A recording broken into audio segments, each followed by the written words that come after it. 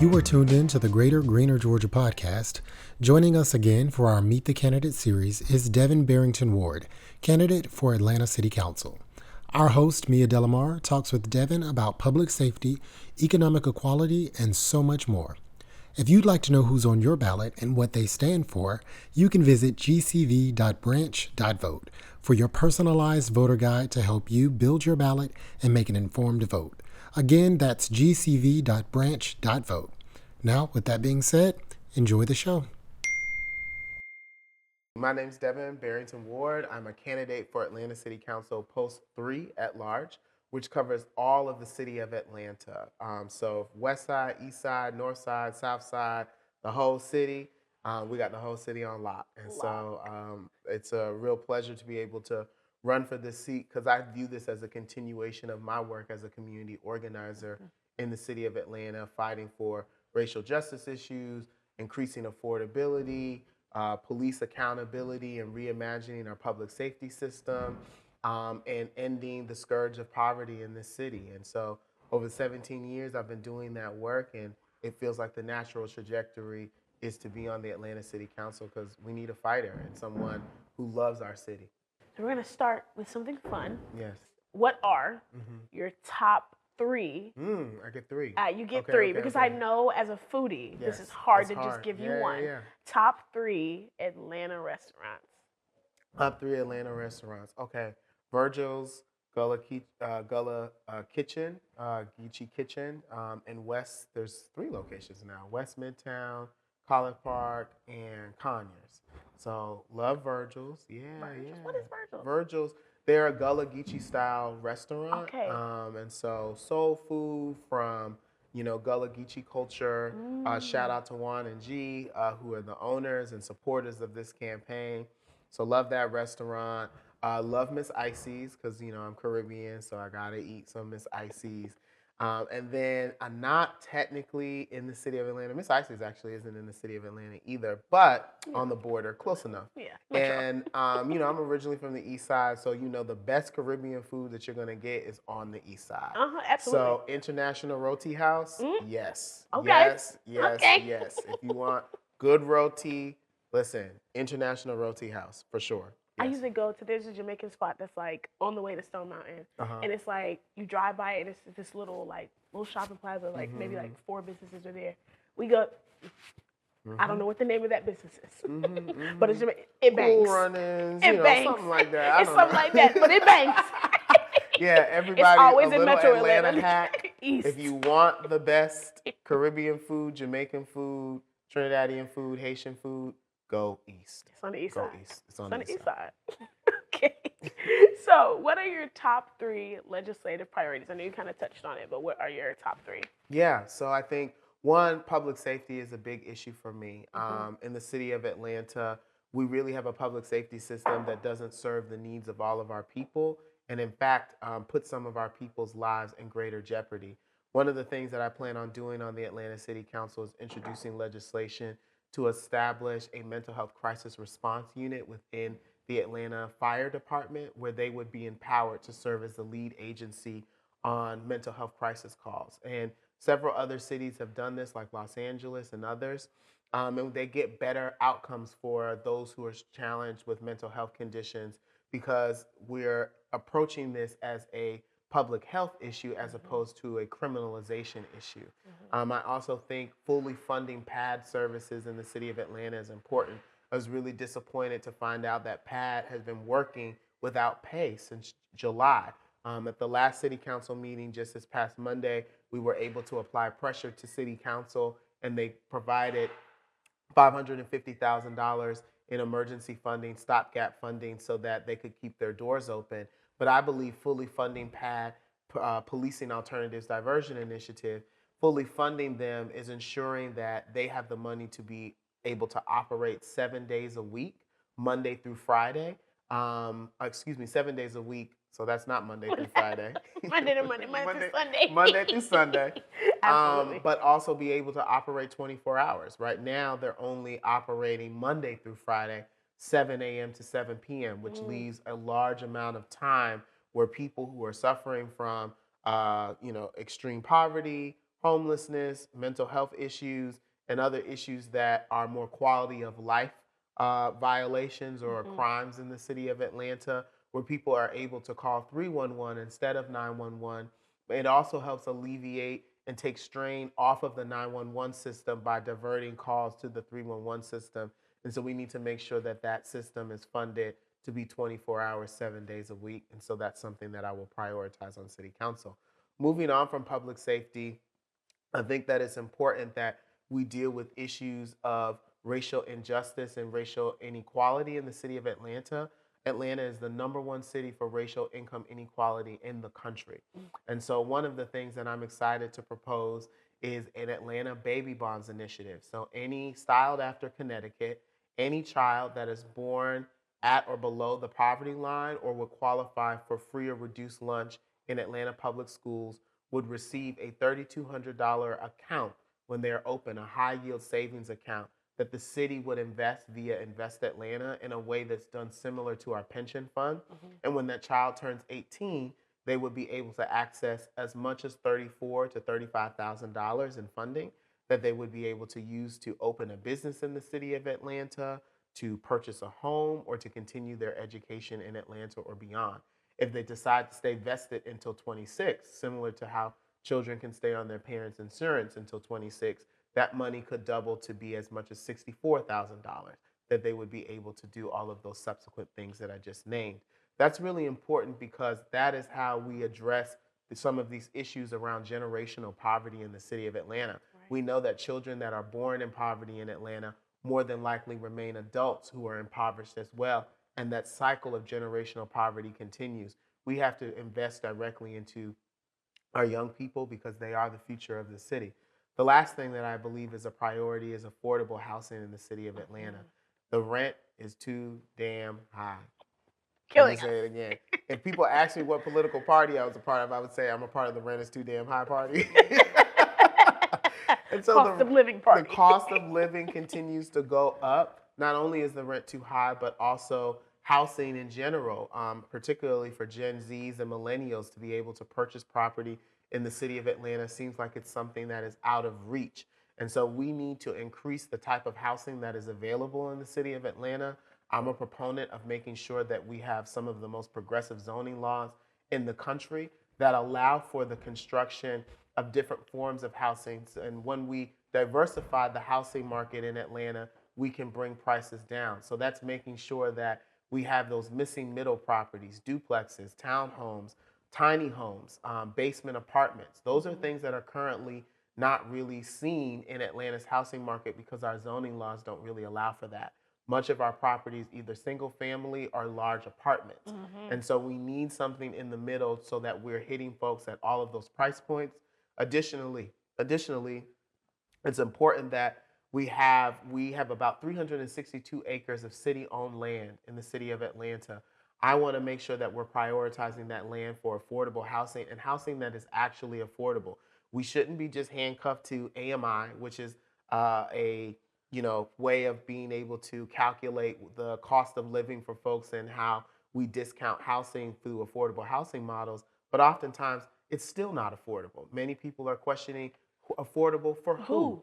And so I think that we need to, one, change the definition of what affordable housing is in the city of Atlanta, because affordable housing is not affordable if it's not near mass transit, if it's not near amenities, if it's not near food and good schools. And so we need to make sure that affordable housing isn't just housing that we put for people who are lower income, but housing that is quality housing, that is housing that is in neighborhoods that are amenity rich and has mass transportation. And so that's something that I'll be fighting for on the city council. The last piece on housing is we can't forget our unsheltered neighbors.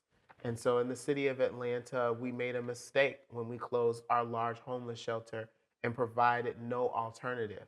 I have a decentralized shelter model that I would like to bring to the city of Atlanta that would allow for more shelters across all 12 council districts, because we don't want it to just be in one person's backyard. We want it to be in all of our backyards, because we all have a responsibility for caring for our unsheltered neighbors in the city of Atlanta. And I believe that we can do all of this while still, meeting our goals around preserving our tree canopy, 50% tree canopy goals in the city of Atlanta. We need to continue to be the city within the forest, but we also have to be a city that's affordable for all of its residents. Absolutely. So on the our homeless population, I think one thing that Houston does well is that Houston, they actually have a force that goes out and will look for. So like when you drive around the city of Houston, you don't see homeless because Yeah. they have an actual team that goes out and says, "Hey, man, you need somewhere to stay. We have somewhere for you to be." And they are like, I don't know if they're called peace officers. I can't remember what it was, but it was a super beautiful thing whenever I went to Houston and we had a driver. And so he was telling us all the things. And he's like, you'll notice you don't see any because we actually have people that come out and help them and make sure that they don't have to sleep out on the streets. Yeah. I was having a conversation with my parents on the way back from Vegas, and I said, well, we just closed down the hospital. What was the hospital? Atlanta Medical Center. Atlanta Medical Center. Atlanta Medical Center is what, an empty building now? It is. Why don't we convert that into a homeless shelter, keep the emergency room as a clinic open for the homeless, we make it some type of shelter, and then we have a full service shelter, and then we have classes there to rehabilitate people to get them back out into the world. Maybe we have GED classes or whatever they would need. It's a building that's open that nobody's going to use, that's owned by whomever owns the property that could be converted. Exactly. Yeah, Wellstar. And right now, I was supportive of the mayor's development moratorium that he placed on the property about 2 years ago. Okay. Right now, there are different plans that are floating around for redeveloping the space, which would be anchored with some affordable housing, mixed-use development, and some health clinic aspects. I would like to see an increase in the level of affordable housing that is there because that's prime real estate. Right. But also having those wraparound services are really important as well. Well, at the same time, we do need another hospital in the city of Atlanta and in Fulton County. We only have one level 1 trauma center with Grady Hospital right now. We had 2 when Atlanta Medical Center was open. That was a major loss through the closure of that facility. And so I'm looking forward to being on council to work with my colleagues and members of the Fulton County Commission to figure out a site for a new hospital in our city or in the county, and to make sure that we do it in a way that takes care of Black communities, because if you go below I-20, you start seeing less and less hospitals and health facilities and health services for people. And we know that south of I-20 is where much of the Black population of this city resides. And so we have to make sure that our residents, all residents, are living in communities that are safe. And you can't live in a safe community if there's not a hospital available to you. So what are your plans for addressing environmental concerns and then promoting sustainability in the city? Yeah, so one of the biggest environmental concerns is the new public safety training facility, also known as Cop City. It was confusing to me that we had city leaders talk about our commitment to the environment, but then clear cut 90 acres of forest, impact another 381 acres of forest through waste and flooding and all of the other things that are associated with this project that 116,000 people in the city of Atlanta said that they wanted to be able to vote on. And so my concerns around that is part of the reason why I am not in favor of the project, particularly given the fact that people have not been allowed to vote on it. But it is an environmental justice issue. It's an environmental racism issue. We've already started to see some of the impacts of flooding in the Black neighborhoods that are surrounding the facility. And so I'm looking for ways that we can mitigate the impact of this facility if it is indeed going to move forward, while also looking for ways to repurpose it to serve as a facility that is more grounded in de-escalation and mental health services, and training public safety officials on how to preserve life as opposed to taking it. I think is important, and that is an environmental issue as well. But outside of that, I think, we need to have a tree ordinance in the city of Atlanta that protects our 50% canopy goal, while also incentivizing developers to do a better job about keeping trees in place. Right now, our tree ordinance is very preferential to developers and not preferential to homeowners. And so homeowners who oftentimes don't have the same resources as large developers are being told that they have to preserve trees in a ways that oftentimes is not cost effective, while developers, essentially can pay a small fee and they can rip it up. And so making sure, for example, small things like making sure we're incentivizing, providing additional points to developers who figure out how to use their flood mitigation plans and use trees as a way to prevent flooding. Because did you know that trees are one of the number one ways to stop flooding in the city of Atlanta?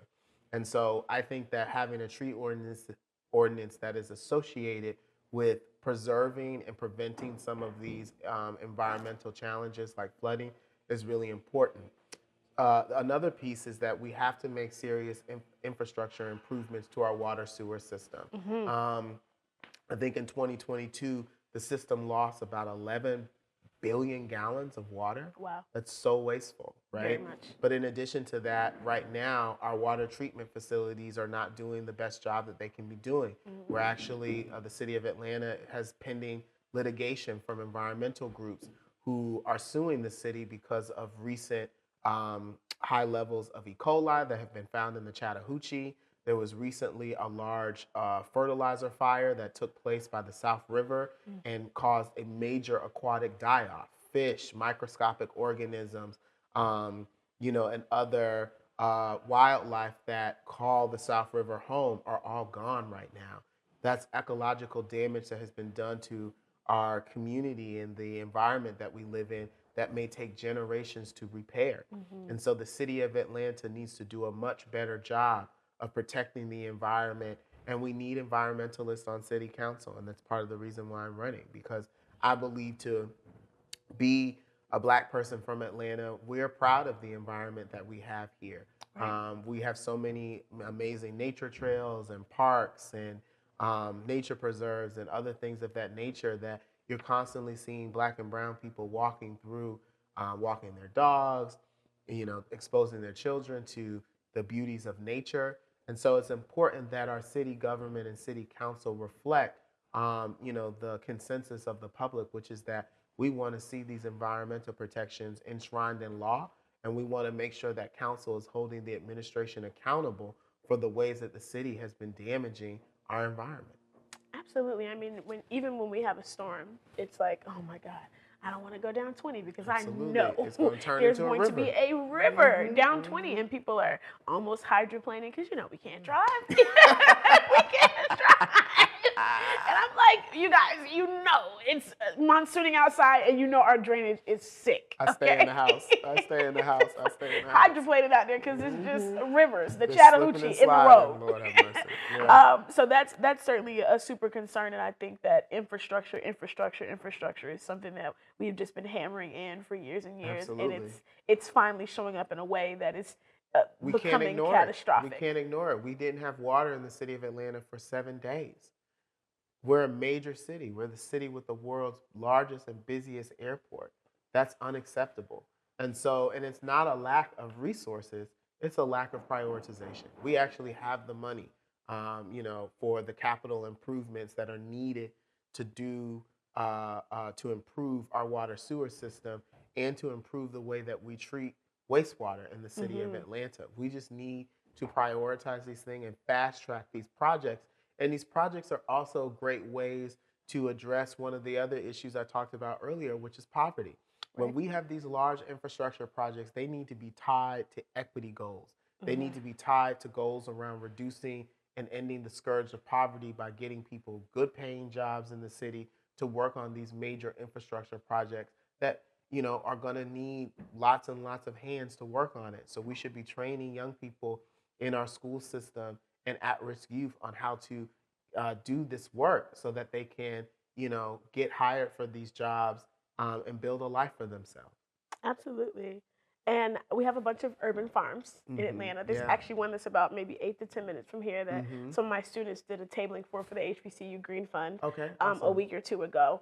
So how do you plan to continue to support those farms that are actually in the city of Atlanta while also promoting all the things that we have to do to bring us up to speed in sustainability? Well, being from the East Side, one of the things that I loved to do was go to the DeKalb Farmers Market as a kid, right? It's one of the most fascinating places in the metro area, just a stone throw away from the city of Atlanta. city limits. And so I would like to see us invest in a large-scale farmers market in the city of Atlanta that is something similar to the DeKalb Farmers Market, because I believe our region is so big that we can't just rely on the DeKalb Farmers Market, because I don't know if you've been there recently. Packed, okay? It's like, That listen, fish line is out the door. the DeKalb Farmers Market be looking like the club, okay? I mean, the line be around the building, okay? They're going to start checking IDs for you to be able to get up in there. They're going to be like, you reserving a section today? We got bottle service at the DeKalb Farmers Market. Recently, the city put out an RFP for a city-run grocery store. I've been monitoring that process. On council, I would make a slight addendum to that it should be a city-owned farmers market that you can also grocery shop at as well. But I think having a farmers market really kind of serve as the cornerstone of that grocery experience is really important, because it's going to be pushing the better quality, fresh produce that's grown locally in the city of Atlanta. And so I think that a city-owned and operated farmers market would be a great opportunity to increase the amount of local produce that's available in the city of Atlanta and urban farming. The other thing is, I think having urban farming programs at our parks and recreation centers to teach people how they can grow their own food so they aren't just reliant on what's at the grocery store is important. Lastly, I want to reform our business license process, particularly for grocery stores. I think that grocery stores that we know, and we know where they are, that don't have the best quality food, but when we see that same grocery store on another side of town, the quality is much better. I'm not accepting that anymore. If you can't provide us good quality food, why should we renew your business license? And so I think that that needs to be a part of that, and a part of the ways that we view whether or not people are worthy of that type of renewal. Large grocery stores are worthy of that type of renewal is the amount of produce and the quality of the produce that they're featuring in their stores. Absolutely. I love that. That is that's an incredible idea.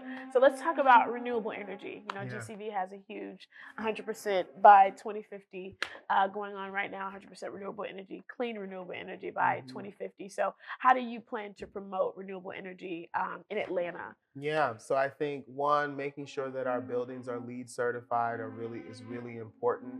I think the other thing is also by 2050, the city is estimated to have 1.2 million people living inside the city limits of the city of Atlanta. And so we're not going to be able to accommodate all of those people without achieving those renewable energy goals. And so I think also tying our development and the ways that we're approving future projects to renewable energy goals are going to be really important. I also think making sure that we're moving the city fleet to electric or hybrid or a combination of those things will be important as well, and increasing the amount of solar panels that are available, particularly to lower income and middle income families. When you see solar panels on homes throughout the city of Atlanta or metro Atlanta, they tend to be in a certain part of town. They tend to be in certain communities with higher incomes.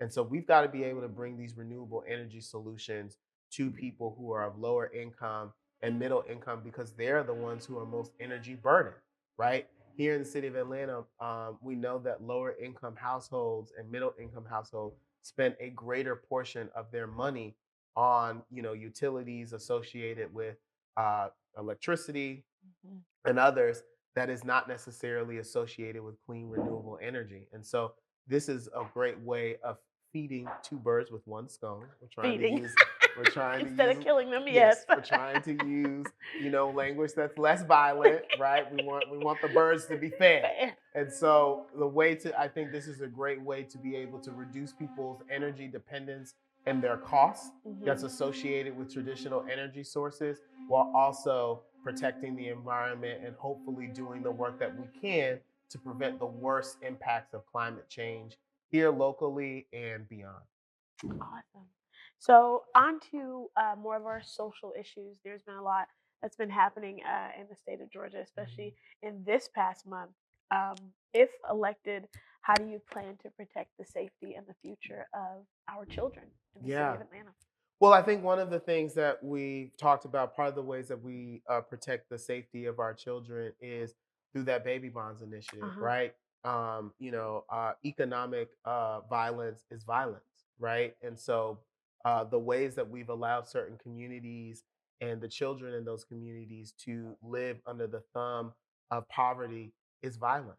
Mhm. And so I think that we need to, as a city, do everything in our power to ensure that we're using public dollars to benefit the public. That Right. doesn't mean giving Microsoft an $80 million tax break. That certainly doesn't mean giving Elon Musk a $10 million tax break for a data center in the city of Atlanta. It means investing in our kids. It means that baby bonds program. It means robust summer job programs and entrepreneurship programs to keep young people out of trouble.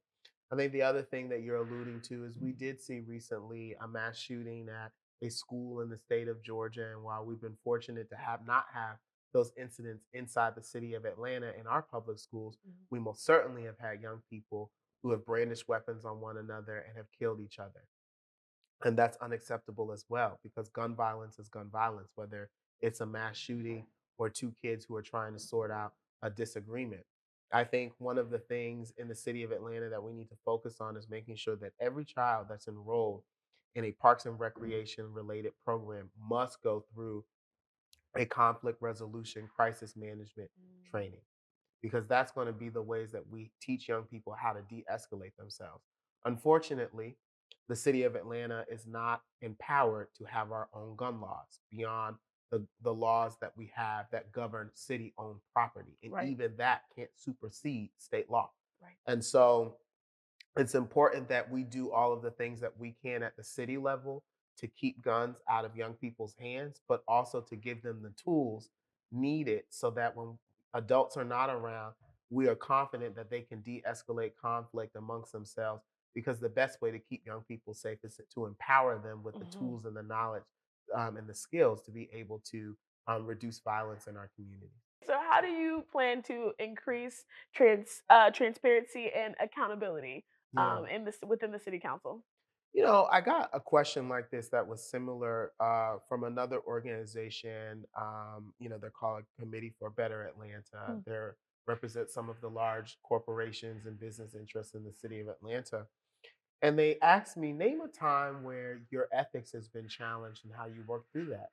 And they asked me that in 2021 when I ran for city council. And they asked me that again. And my answer has not changed. I cannot name a time because my ethics are above board.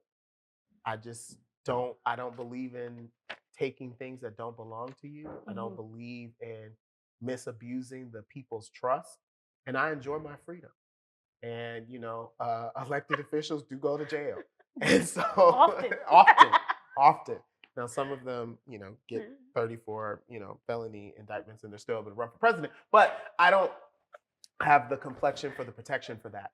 So because of that, for those reasons, and just that, it is a privilege and an honor to serve. I just cannot abuse the trust of the communities that I have organized in for so long. Mhm. In addition to that, I'm a supporter of the Office of the Inspector General. There's been some challenges recently in the news and Right. between the Office of the Inspector General and the administration trying to walk back the work Mhm. that we've done to create that watchdog. And the reason why we created the City Office of the Inspector General was to prevent us being on the news because the FBI is raiding City Hall, because the FBI is taking out evidence boxes and thousands of documents because people are rigging bids, people are using city credit cards to purchase weapons. I mean, our chief financial officer under a former mayor was sentenced to federal prison because he used the city credit card to buy guns. Madness. And so I think that making sure that the office of the inspector general that they continue to be able to be independent, Mhm. that they are fully funded and that their work is not encumbered by the administration or council, myself included, is the standard that people should be holding the elected officials in the city accountable to, and that's one that I plan on being held accountable to. Absolutely. Above the board Yes. ethics. We love Yeah. to see Yeah, it. yeah. I got the receipts. Period. So how do you plan to connect with constituents? How will you make yourself accessible and Yeah. open to them? What's your plan on that? Well, one of the things that people are so used to seeing elected officials and those seeking to be elected knocking on doors and canvassing their neighborhoods when it's election time. But then when election season is over, they're nowhere to be found. Ghost. Crickets, ghosts, okay? And I'm not a ghost. And so I will be continuing to canvass while in office because I believe that we need to make City Hall accessible to the people and meet the people where they are. Mhm. Another way that I plan on doing that is I think it's wrong that our city council meetings are at 1 o'clock in the afternoon on a Monday because that means working class people can't attend city council meetings and provide their perspective on how city government is being run. And so at least one meeting out of the month, I will be working with my colleagues to move one of our meetings to the evening so that people in the city of Atlanta can be able to attend their city council meetings and participate in the democratic process. I think the other thing is I'm excited to invite Georgia conservation voters to my monthly policy roundtable meetings that I'll be having as a member of city council because at-large council members in particular are not always as inundated with constituent services issues as our district colleagues. And so it's imperative for me to take this role as a citywide lawmaker to make legislation and make laws, but that needs to be informed by expert organizations that have subject matter expertise in the environment, transportation, public safety, housing, and all of the other issues that are impacting the city of Atlanta. And so the other way that people will be able to stay in touch with our offices through those monthly policy roundtables where people will be able to bring their ideas to that roundtable and we can use that to craft legislation to provide perspective and insight on the legislation that I'll be voting on to make sure that my vote is reflective of the subject matter experts in this city who represent my constituency as well. The city is too big and too great for one person or even 15 people to make all of the decisions in a vacuum. Right. And so making sure that having those monthly policy roundtable meetings where constituents and organizations will be able to provide input and feedback on my legislative agenda is going to be a cornerstone of my office. Amazing. Well, where can the people find you? Where can they Yeah. follow you? Where can they get involved? Well, you can always find me in the streets. I'll be out in the streets, baby. I'll be out in the streets. But you can find me online, devin4atlanta.us. You can find me on social, Devin4Atlanta. Instagram is the account that I personally manage. So if you DM me, I'll respond back, but keep it cute. And you can just reach out to me when you see me in the street. If you see me at the grocery store, say hello. Talk to me about an issue that you have a concern with. Reach out. It's important that the relationship between elected officials and their constituency is a two-way street. And so as much as I have to reach out to my community has to reach out to me as well. And so when you see something, say something. So when you see me in the street, say something. Say hello. You know me. You know You me. know You me. know the vibes. Well, thank you so much for joining us on the Absolutely. chair today. On the chair.